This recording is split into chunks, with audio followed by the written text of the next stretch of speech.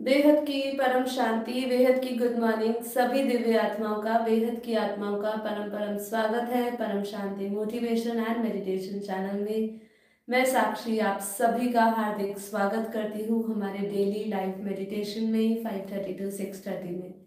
तो कैसे हैं आप सब? आशा करती हूँ आप सब अच्छे होंगे, बेहद के आनंद में होंगे, बेहद की खुशी में होंगे, बेहद की परम शांति में होंगे। तो चलिए शुरू करते हैं आज का एपिसोड नंबर 338। और आज हम बात करने वाले हैं कि ब्रह्मा जी को दिखाया श्रेष्ठ लोक। तो कल हम बात कर रहे थे हमारे भागवत महापुराण में से अध्याय नंबर हम लोगों ने 8 लिया था, जिसके अंदर स्कंद 2 पे हम चर्चा कर रहे हैं, जिसमें हमने हमारे भगवान का जो उन्होंने वर्णन किया है, भगवान के स्वरूप का वर्णन किया है, ऊपर के लोकों का वर्णन किया है कि ऊपर भी जनलोक, तपलोक, महलोक है, वहाँ पे भी महर्षि जैसी, राज ऋषि जैसी वानप्रस्थ आत्माएं रहती है, सन्यासी लोग रहते हैं वहाँ पे। ये सब हमने जाना।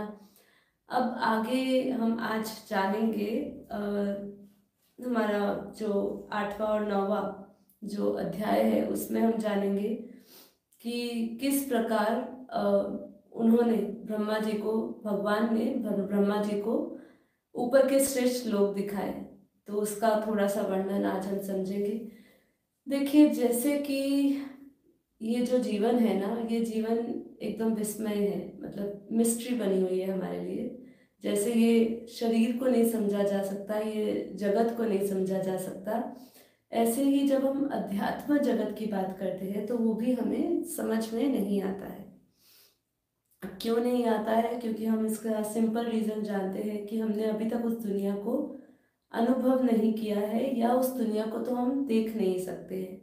तो इसीलिए वो अनुभव में भी नहीं आ सकता, क्योंकि जिसको हम देख रहे हैं वो तो फिर भी अनुभव किया जा सकता है, जिसको हम छू रहे हैं उसको भी फिर भी अनुभव किया जा सकता है। लेकिन जब भी उस चीज़ की बात आ जाती है जिसको ना देखा जा सकता है, ना उसको छुआ जा सकता है, तो उसको महसूस कैसे करे व्यक्ति?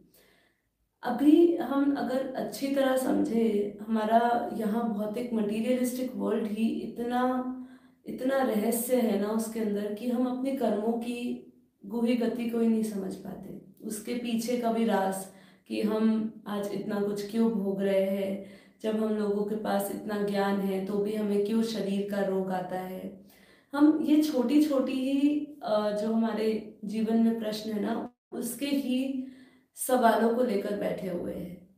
क्योंकि हम उन क्योंकि हमारा जो अध्यात्म का क्षेत्र आता है ना, अध्यात्म का क्षेत्र जो है ना, उस पे चलना और उसको समझना लगभग इस शरीर के साथ नामुमकिन हो जाता है।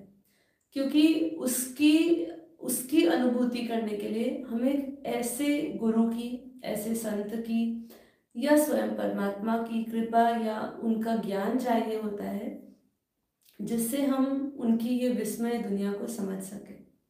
यहाँ पे बार बार ये मिस्टीरियस इसलिए बोला जाता है, मतलब विस्मय, रहस्यमय इसलिए बोला जाता है, क्योंकि आप जब हमारे शास्त्र भी उठाएंगे, पुराण भी उठाएंगे, तो वहाँ पे हमें अचंभा करने वाली बातें मिलती है। जैसे कि आपने देवी भागवत पुराण में बहुत ही प्रचलित कथा है, जिसके अंदर ब्रह्मा जी को जब अहंकार हो गया था, ठीक है, तो उसके अंदर देवी जो है, देवी उनको लेकर गई थी अनंत ब्रह्मांडों के सफर पे, जहाँ पे उन्होंने, जब उनको ऐसा लगा कि मैं मतलब मैं ही हूँ, तो उन्होंने उनको दूसरे ब्रह्मांड दिखाए जहाँ पे उनके जैसे ब्रह्मा थे। और इनफैक्ट उन्होंने ऐसे ब्रह्मा देखे जिनके 4 मुख थे, जिनके 5 थे, जिनके 100 थे, जिनके सहस्त्र मतलब 100 मुख वाले ब्रह्मा भी देखे, हजारों मुख वाले भी ब्रह्मा देखे। ऐसे वर्णन हमारे पुराणों में किया जाता है, देवी भागवत में जैसे हम इसकी कथा प्रचलित है, सुनते हैं, तो उनको फिर समझ आता है, उनकी आंखें तब खुलती है। ठीक है, अब आप सोचिए, ब्रह्मा विष्णु महेश, जब हम इन तीनों की बात करते हैं, इनको भी जब इनकी आंखें खोलने के लिए भी जब देवी को आना पड़ता है, उनको दिखाना पड़ता है ऊपर के लोगों को, तो हम तो अभी इस 5 तत्वों के आवरण में, अपने कर्म बंधनों में इतने फंसे हैं कि हमारे पास वो दृष्टि ही नहीं है। ठीक है, ये तो ज्ञान सुन सुन के हमारे अंदर ये दृष्टि पैदा हो गई कि हाँ, कि ऐसी दुनिया है। अभी भी हमने उसको वास्तव में देखा नहीं, लेकिन कहीं ना कहीं जब आप ज्ञान सुन सुन के आपको आपकी वो जो स्मृति आ गई है, उस स्मृति के कारण आपको अब अनुभव में आने लगा है कि हाँ, ऐसी दुनिया है। तो ये दुनिया ऊपर की दुनिया है। हमारा हमेशा अभ्यास बना रहना चाहिए कि हम कोशिश करें अपने इस स्थूल जगत से ऊपर की दुनिया को देखने का। ठीक है, तभी हमें ये सृष्टि का पूरा राज समझ आएगा। जब तक आपके अंदर वो एक जिज्ञासा नहीं होगी इस धरती से परे जाने की या समझने की, तब तक आपके पास वो ज्ञान भी प्रकट नहीं होगा। ठीक है, क्योंकि पहले आपकी इंटेंशन होनी चाहिए, तब आपके अंदर वो ज्ञान उसी प्रकार का प्रकट होता है। ठीक है, जैसे हम ऐसी वाइब्रेशंस, क्योंकि हम जो विचार कर रहे होते हैं हमारे अंदर ऐसे वाइब्रेशंस आते हैं। जैसे हम जो चाह कर रहे हैं, जो हमें चाहिए, जिस प्रकार का ज्ञान चाहिए, उसकी चाह हमारे अंदर ऐसे वाइब्रेशंस पैदा करती है, और हम वो वाइब्रेशंस अपने आसपास की सराउंडिंग्स में भी ऐसे उस वाइब्रेशंस में रम जाते हैं कि हमारे पास खुद ना खुद वो खोजती हुई चीज जो जिसको हम खोज रहे हैं, उसका जवाब हमें मिलने के लिए कोई ना कोई सामने कारण बने। ऐसी वीडियो, ऐसे लोग, ऐसे कुछ ना कुछ हमें किताबें, ऐसे कुछ ना कुछ जरूर मिलती है। तो हमारा ये कहने का मेरा मतलब यहाँ पे यही था कि ये दुनिया विस्मय है, पूरा पूरा गोल मोल सा है। हमें अगर लगे तो बहुत कॉम्प्लेक्स है, नहीं तो अगर हम इसको समझने की कोशिश करें तो बहुत सिंपल है। एक छोटा सा रियलाइजेशन ही आपको इसको, इस कॉम्प्लेक्स सी चीज़ों को सिंपल बना सकता है ना। तो देखिए, जैसे उनको दिखाया कि ऐसे अनंत ब्रह्मांड है, और तेरे जैसे तो अनंत ब्रह्मा, और तेरे से भी ज्यादा पावरफुल ब्रह्मा है। तेरे पास तो एक, तू एक ब्रह्मांड का मालिक होगा। ऐसे जिनके, बापूजी ने बताया कि जिनके जैसे 100 मुख दिखाए, 100 मुखी ब्रह्मा दिखाए, तो उनके पास 100 ब्रह्मांड है। ठीक है, तो ऐसे जितने ब्रह्मांड उतने उनके मुख। तो ये चीज जब हम समझते हैं, फिर हमें समझ आता है ये तो वंडरफुल बात है। मतलब ऊपर भी ऐसे अनंत ब्रह्मांड है, तो उनकी क्रिएशन भी अनंत है। अब यहाँ पे जब हम ये दुनिया की श्रेष्ठ लोकों की बात करते हैं, तो यहाँ पे भी जैसे वैकुंठ धाम को सबसे श्रेष्ठ लोक कहा। यहाँ पे जब हम श्रीमद् भागवतम महापुराण पढ़ रहे हैं, तो ऐसे ही हमें समझना होगा कि हमारे जैसे विष्णु की बात होती है, ऐसे महाविष्णु की भी बात होती है। तो महाविष्णु कहाँ रहते होंगे? विष्णु की बात हो रही है तो विष्णु वैकुंठ में रहते हैं। महाविष्णु है तो महाविष्णु कहाँ रहते होंगे? ऐसे हमारे शास्त्रों में ही महाविष्णु की बात आती है, महाशिव की बात आती है। तो ये कहाँ रहते होंगे?